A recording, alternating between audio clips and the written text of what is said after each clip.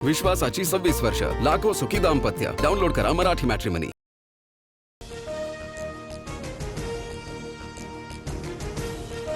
मुंबई ठाण्यासह उपनगरामध्ये पावसाचा हाहाकार. कल्याण, नवी मुंबई अनेक ठिकाणी सखल भागामध्ये साचलं पावसाचं पाणी. हवामान विभागाकडून पुढील काही तासात अतिमुसळधार पावसाचा इशारा.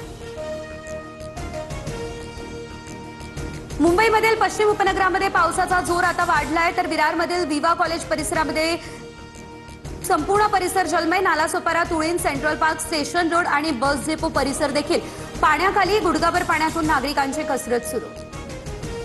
पालघर जिल्ह्यात मुसळधार पावसाचा कहर. अनेक रस्ते पाण्याखाली. मनोर बाजारपेठेतील मुख्य रस्त्यावर 1 ते 1.5 फुटापर्यंत पाणी साचलं. वाहतूक ठप्प. पावसामुळे तीनही रेल्वे मार्गांवरती रेल्वे सेवा खोळंबली. मध्य हार्बरसह पश्चिम रेल्वे विस्कळीत. लोकल 10 ते 20 मिनिट उशिरा. नोकरदार वर्गाची तारांबळ. रस्ते वाहतूक सध्या सुरळीत. मुंबई पुण्यामध्ये झाडांची पडझड. दादर फुल मार्केटमध्ये भलं मोठं झाड रात्री कोसळलं. पुण्याच्या सेनापती बापट रोडवरही झाड कोसळलं.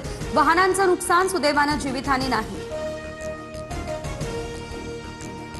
ठाणे, नवी मुंबईसह पालघर जिल्ह्यातील शाळांना आज सुट्टी. पावसाच्या रेड अलर्ट नंतर जिल्हा प्रशासनाचा निर्णय. शिक्षण विभागाकडून हे आदेश जारी. रेड अलर्टमुळे आपत्ती विभाग अलर्ट. मुंबई ठाण्यासह पालघर पनवेलसाठी हेल्पलाईन जारी. आपत्ती काळात नागरिकांना संपर्क साधण्याचं आवाहन. कोल्हापूरमधील धरण क्षेत्रामध्ये दमदार पाऊस. पंचगंगा नदीच्या पाणी पातळीमध्ये वाढ झाली. 10 बंधारे आता पाण्याखाली. तर रायगडमधील आंबा नदीने इशारा पातळी ओलांडली. नागरिकांना सतर्क राहण्याचा इशारा. दमदार पावसामुळे राज्यातील धरणं ओव्हरफ्लो. गोसेखुर्द धरणाचे 25, हतनूरचे 10 दरवाजे उघडले. रत्नागिरीमधील पानवल धरणही ओव्हरफ्लो. प्रशासन अलर्ट. नदीकाठच्या गावांना सतर्कतेचा इशारा.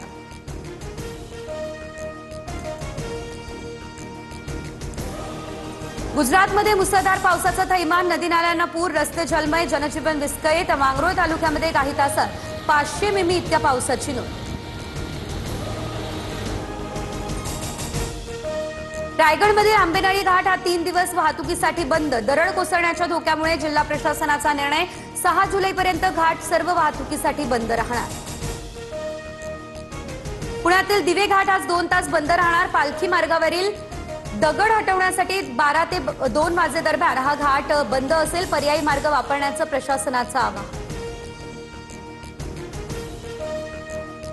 उपमुख्यमंत्री एकनाथ शिंदे यांची प्रकृती बिघडली. अशक्तपणा आणि व्हायरल ताप. त्यामुळे खासगी रुग्णालयात त्यांच्यावर उपचार. सूत्रांची ही माहिती. उद्धव ठाकरेंकडून रामरक्षा आंदोलनाची घोषणा. दादरच्या हनुमान मंदिरात उद्धव ठाकरे उद्या करणार महाआरती. रामरक्षा हनुमान चालीसा पठण करत राज्यव्यापी आंदोलनाची करणार सुरुवात. ठाकरेंना आणखी एक धक्का. पक्षाच्या उपनेत्या शुभांगी पाटील शिंदे सेनेत श्रीकांत शिंदेंच्या उपस्थितीत केला पक्षप्रवेश. पक्षप्रवेशानंतर लगेचच शुभांगी पाटलांची उपनेतेपदी निवड. लोहगड हत्याकांड प्रकरणातील आरोपींमध्ये सांकेतिक भाषेत संवाद. आरोपी सिंह आणि चेतनचा मोबाईल डिलीट डेटा रिकव्हर केला. त्यानंतर ही माहिती समोर. पोलिसांकडून चेतनच्या मित्रांसह नातेवाईकांचीही चौकशी सुरू.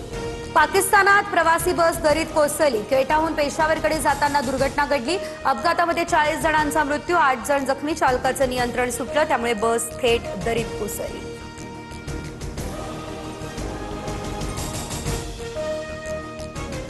विश्वासाची 26 वर्ष, लाखो सुखी दाम्पत्य. डाउनलोड करा मराठी मॅट्रिमनी.